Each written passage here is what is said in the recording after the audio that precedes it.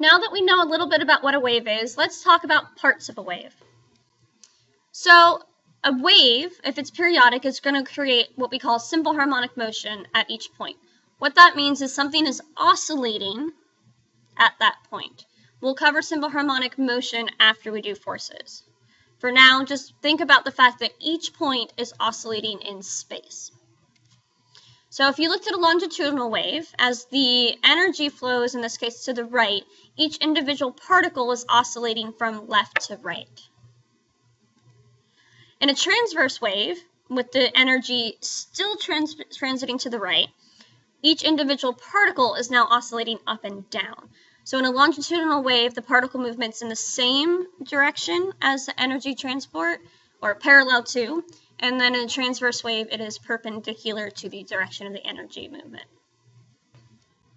So here's a transverse wave, okay, and this is kind of a top side view, so you have both of them. So the crest, all right, is labeled there, and then the trough. So the crest is the high point, the trough is the low point, and as the wave is moving, the wave front is what you're keeping track of in time, so we can talk about how the wave changes in time later on.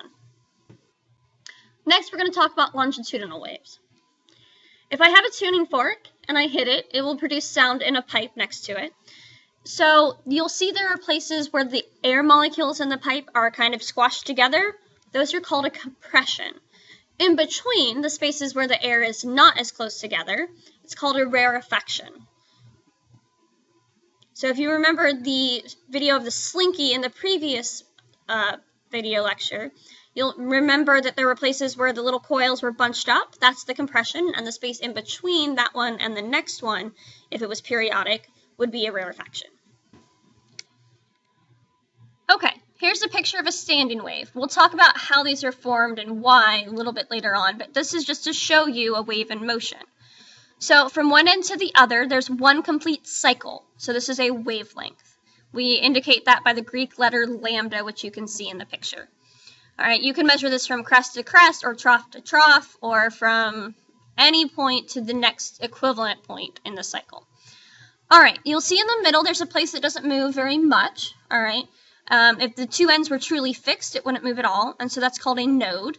And then between the node and the two ends, there are places that move the most, and those are called the antinodes. In terms of remembering those terms, a node has no displacement. Next, we're going to talk about oscillation in time. So we're going to talk about period and frequency of a wave.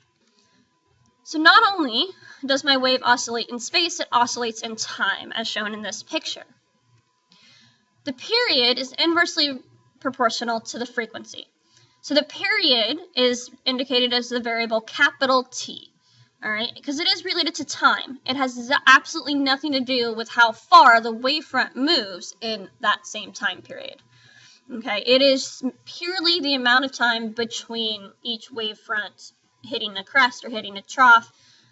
So it is just how long one cycle takes. Okay. The frequency, then, is inversely proportional, so the equation's down there at the bottom. And the units for frequency are hertz, so 1 over a second. Okay, so period is how many seconds per cycle, and frequency is how many cycles per second. So here's a question. If the wave below completes 6 cycles in 2 seconds, what is its period? The answer is 1/3 of a second.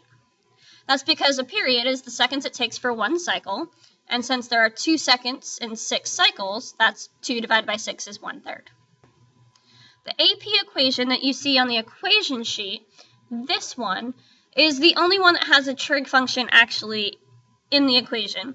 And this is just if you were going to graph the position of a single point on a wave as a function of time, this is what you would get. And we'll talk about that again more on Monday. But that's, if you're looking at the equation sheet, this is the one for waves. Here's a summary of what we talked about in this video lecture.